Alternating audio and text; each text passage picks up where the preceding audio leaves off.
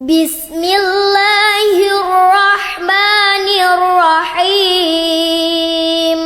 عم يتساءلون عن النبأ العظيم الذي هم فيه مختلفون كلا سيعلمون ثم كلا سيعلمون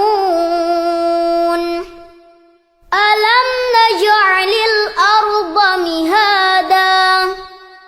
والجبال أوتادا وخلقناكم أزواجا وجعلنا نومكم سباتا وجعلنا الليل لباسا وجعلنا النهار معاشا وبنينا فوقكم سبعا شدادا وجعلنا سراجا وهاجا وأنزلنا من المعصرات ماء ثجاجا لنخرج به حبا ونباتا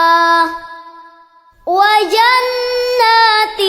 ألفافا إن يوم الفصل كان ميقاتا يوم ينفخ في الصور فتأتون أفواجا وفتحت السماء فكانت أبوابا وسيرت الجبال فكانت سرابا إن جهنم كانت مرصادا للطاغين مآبا لابثين فيها أحقابا لا يذوقون فيها بردا ولا شرابا إلا حميما وغساقا جزاء وفاقا إنهم كانوا لا يرجون حسابا وكذبوا بآياتنا كذابا وكل شيء أحصيناه كتابا فذوقوا فلن نزيدكم إلا عذابا إن للمتقين مفازا حدائق وأعنابا وكواعب أترابا وكأسا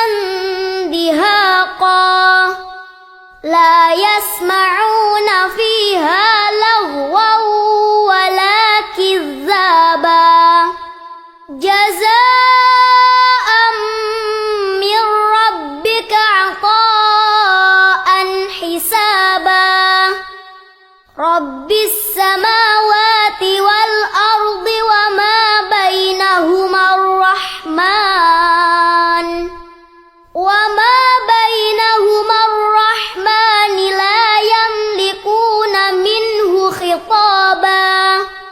يوم يقوم الروح والملائكة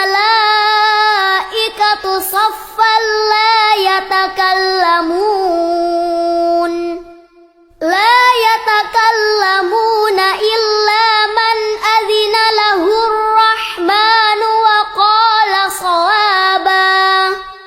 ذلك اليوم الحق فمن شاء اتخذ إلى ربه مآبا إنا